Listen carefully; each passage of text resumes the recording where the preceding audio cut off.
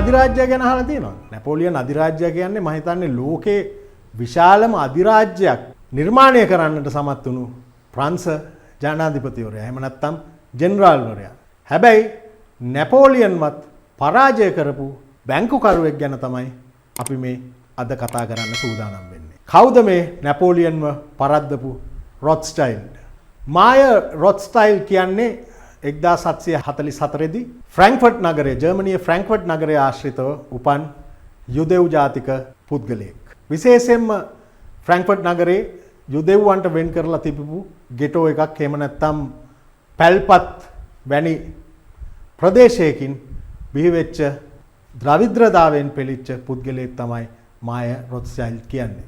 එහෙම වැඩිවියටපත් වෙච්ච මාය රොත්ස්ටයිල්ඩ් කාසි වෙළඳාම එහෙම නැත්නම් කාසි එකතු කරලා ඒ ප්‍රදේශයේ හිටපු ෆ්‍රැන්ක්ෆර්ට් ආශ්‍රිතව හිටපු ප්‍රභූන්ට ඒ කාසි වෙළඳාම් කිරීම හරහා මූල්‍ය වෙළඳාමට එකතු වෙච්ච ව්‍යවසායකයෙක්.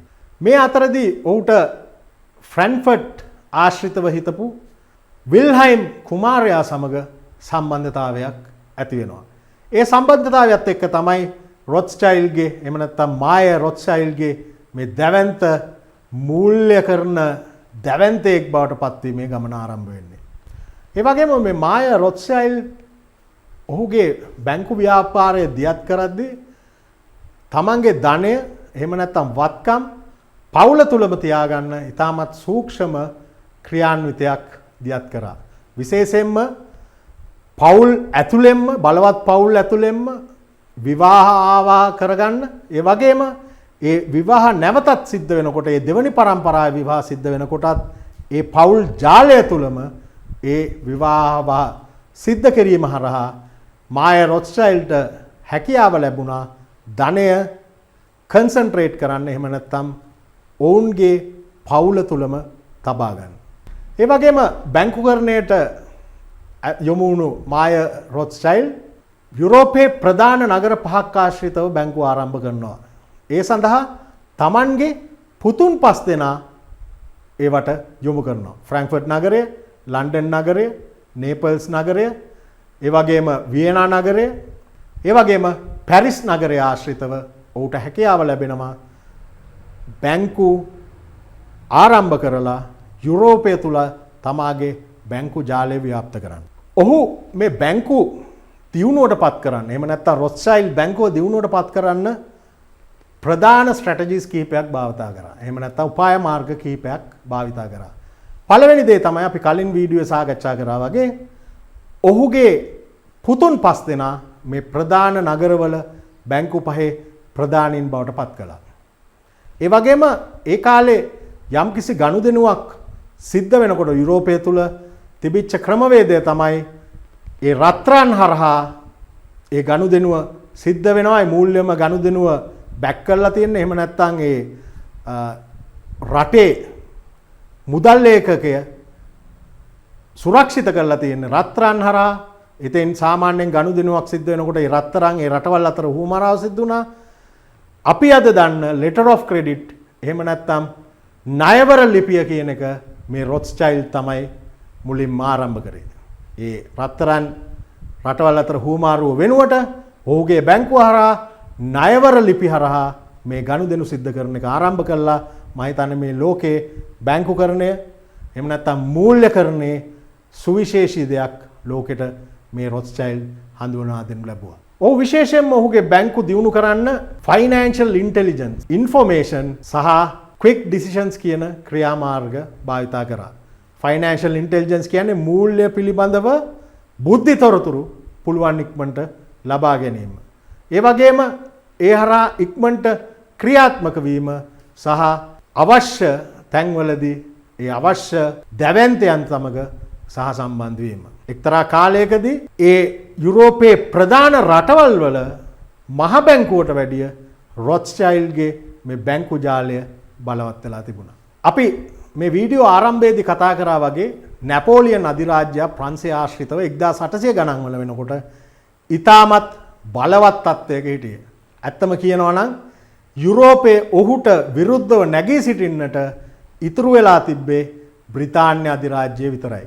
හැබැයි බ්‍රිතාන්‍ය අධිරාජ්‍යයත් ඉතාමත් ආර්ථික වශයෙන් දුර්වල මට්ටමකට ඇවිල්ලා තිබුණේ. ඉතින් ඒක නිසා ඒ ඔපචුනිටි එක එහෙම නැත්නම් ඒ අවස්ථාව එවකට රොත්ස්චයිල්ඩ් ලන්ඩන් එහෙම නැත්නම් ලන්ඩනයේ රොත්ස්චයිල්ඩ් බැංකුවේ ප්‍රධානියාව සිටි මාය රොත්ස්චයිල්ඩ්ගේ පුත්‍රයා නේතන් රොත්ස්චයිල්ඩ් ඒක හඳුනාගත්තා. ඔහු ඉතාමත් සූක්ෂමව එංගලන්තේ බැඳුම් කර ණය ලබා දීම තුලින් ඔහු ඉතාම අඩු මුදලට ඒ බැඳුම් කර මිලදී ගනු ලැබුවා. බැඳුම් කර පිළිබඳව මොනවද බැඳුම් කර කියන්නේ කරා වෙන්නේ මොනවද කියන එක අපි ඉදිරි වීඩියෝකදී සාකච්ඡා කරන්න බලාපොරොත්තු වෙනවා. මේකෙදි සරල කාරණාව තමයි නේතන් රොත්ස්චයිල්ඩ් බංකොලොත් වෙලා තිබිච්ච බ්‍රිතාන්‍ය භාණ්ඩාගාරයට එහෙම නැත්නම් බ්‍රිතාන්‍ය රාජ්‍යයට ණය දීම පටන් ගත්තා. මේ ක්‍රියාදාමය එසේ සිද්ධ වෙනකොට ප්‍රංශයේ තිබිච්ච රොත්ස්චයිල්ඩ් බැංකුව තමයි නැපෝලියන් අධිරාජ්‍යයාගේ යුදමය කටයුතු සඳහා මූල්‍යමය ආධාර ලබා දුන්නේ.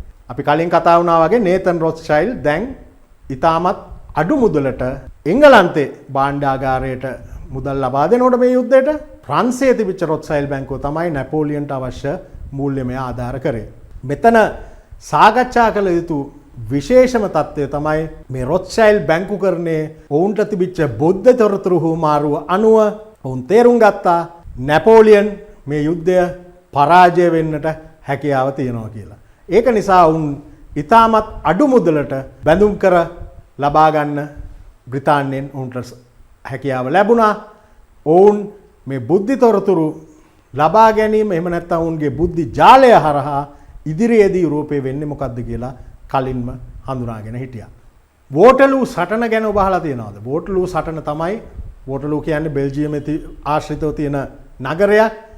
එතන තමයි නැපෝලියන්ගේ යුද පරාජය සිද්ධ වෙන්නේ. දැන් ඔබ දන්නවා නැපෝලියන්ට රොත්ස්චයිල්ඩ් පැරිස් බැංකුවෙන් අවශ්‍ය ණය ලබා දෙනකොට ලන්ඩනයේ රොත්ස්චයිල්ඩ් බැංකුව බ්‍රිතාන්‍ය අධිරාජ්‍යයට මේ යුද්ධය ඉදිරියට දියත් කරන්න අවශ්‍ය ණය පාසුකම් ලබා දුන්නා. එතකොට මේ වෝටලූ සටනේදී වෙලින්ටන් ආධිපාදවරයා සහ නැපෝලියන් අතර තමයි අවසාන සටන තිබුණේ. ඉතින් මෙතනදී රොත්ස්චයිල්ඩ්ලා ඉතාමත් සූක්ෂම වැඩක් කරා. යුද්ධයේ උච්චම අවස්ථාවේදී පැරිස් එහෙම නැත්නම් ප්‍රංශයේ ආස්තිත රොත්ස්චයිල්ඩ් බැංකුව ක්‍රමානුකූලව නැපෝලියන්ට ලබා දෙන මූල්‍ය සහාය අඩු කරා. ඒ මූල්‍ය සහාය අඩු කරවීම මගින් වෙලින්ටන් ආධිපාදවරයා එහෙම නැත්නම් බ්‍රිතාන්‍ය අධිරාජ්‍යයේ ජයග්‍රහණය ඒ හරහා සිද්ධ වෙන බව ඔවුන් දැන සිටියා. හැබැයි මෙතන නේතන් රොත්ස්චයිල්ඩ් ඉතාමත් සූක්ෂම කපටි වැඩක් කරනවා. නැපෝලියන් පරාජය වෙලා ඒ කාලේ අද වගේ නෙමෙයි තොරතුරු ගමන් කරන්න එහෙම නැත්නම් යම්කිසි තොරතුරක් රටකින් රටකට යන්න දින ගානක කාලවකවානුවක් යනවා. ඒක නිසා නේතන් රොත්ස්චයිල්ඩ්ට තමයි හොඳම බුද්ධි ජාලය තිබ්බේ කියලා ලන්ඩනයේ ආශ්‍රිතව ව්‍යවසායකයෝ ව්‍යාපාරිකයෝ දැනගත්තා. ඒක දැනගෙන තිබිච්ච කාරණාවක්. ඉතින් නේතන් රොත්ස්චයිල්ඩ් වෙලින්ටන් ආධිපාදවරයා යුද්ධය ජයග්‍රහණය කරලා තියෙද්දිත් ඔහු ලන්ඩන් කොටස් වෙළඳපොලේ ඔහුගේ තිබිච්ච කොටස් ශීඝ්‍රයෙන් විකුණන්න පටන් ගත්තා. ඒක නිසා මිල පහළ යන නිසා අනෙකුත් ආයෝජකයනුත් ඔවුන්ගේ කොටස් ඉක්මනට විකුණන්න පටන් ගත්තා. මොකද ඔවුන් හිතුවා රජයට නැපෝලියන් ජයග්‍රහණය කරලා තොරතුරු වෙන්න කලින් නේතන් රොත්ස්චයිල්ඩ්ට තොරතුරු ඇවිල්ලා තියෙනවා.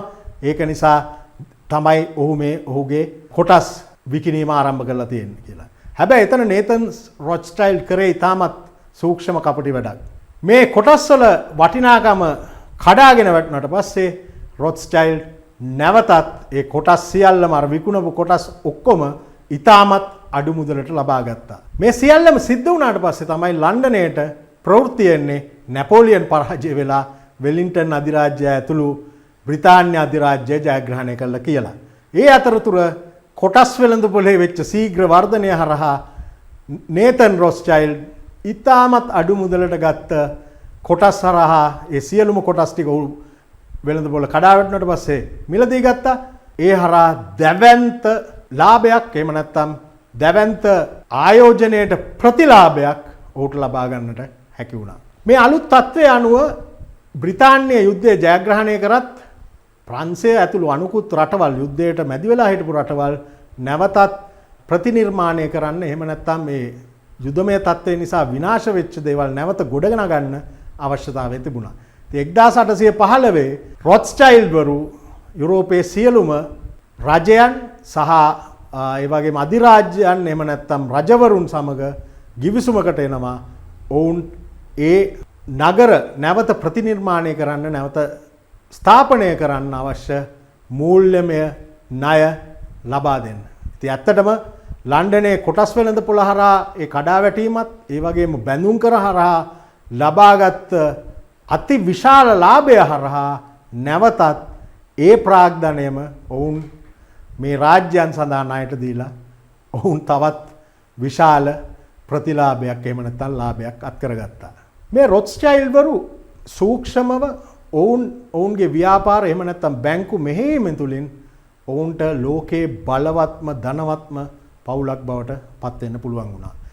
අද වන විටත් ඒ රොත්ස්චයිල්ඩ් පවුලේ මාය රොත්ස්චයිල්ඩ් ආරම්භ කරපු ඒ පවුලේ වර්තමාන සමාජිකයන් පවා ඉතාමත් ධනවත් පුද්ගලයන් විසින් තමයි හඳුනගන්න පුළුවන්.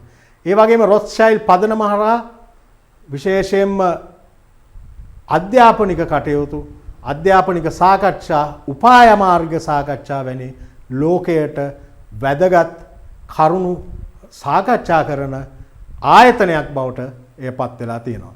ඉතින් ඊටමත් කුඩාව ආරම්භ කරපු 1744 මාය රොත්ස්චයිල්ඩ් ඊටමත් කුඩා කාසි වෙළඳාම් කිරීමේ ව්‍යාපාරයක් විදිහට ආරම්භ කරපු රොත්ස්චයිල්ඩ් ව්‍යාපාර ජාලය අද වන විටත් ලෝකේ දැවැන්තම බිලියනපතියන් එහෙම නැත්නම් දැවැන්තම බැංකු කරන ආයතන එහෙම නැත්නම් සමාජ සේවා ආයතන බවට පත් වෙලා තිබෙනවා.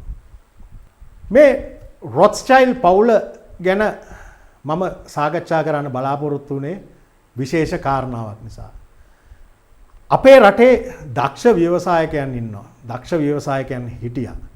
හැබැයි ව්‍යවසායකත්වයේ සංවර්ධනය කරන්න එහෙම නැත්නම් ඒක දියුණු කරන්න නැතුව අපිට අවශ්‍ය ආර්ථික සංවර්ධනය කරා ගමන් කරන්න බෑ කියන අදහසේ තමයි මම ඉන්නේ. අපි ව්‍යවසායකත්වයේ එහෙම නැත්නම් රාජ්‍ය තුල ව්‍යාපාර කරන තරුණ කොටස් ජනගහනයේ විශේෂයෙන්ම කාන්තාවන් වැනි ව්‍යවසායිකාවන් ආරම්භ කළ යුතුයි. ඒක ආරම්භ කරන්න ඕන සංකල්පයක් විදියට නෙමෙයි අද මොකද දේශපාලනිකව සංකල්පයක් විදියට මේ ව්‍යවසායකත්වය සාකච්ඡා කරාට මේ ව්‍යවසායකත්වයේ සංවර්ධනය කරන එක ගැන සාකච්ඡාවක් හරියටම නැහැ. ඉතින් ඉදිරියේදී මම බලාපොරොත්තු වෙනවා කොළඹ දිස්ත්‍රික්කයේ ආශ්‍රිතව මේ නව ව්‍යවසායකයන් බිහි කරන්න වැඩසටහනක් දියත් කරන්න ඒ සඳහා ඔබට එකතු වෙන්න ආරාධනා කරමින් මේ පිළිබඳව හිතන්න ආරාධනා කරමින් Think Sri Lanka මම දමිත වික්‍රමසිංහ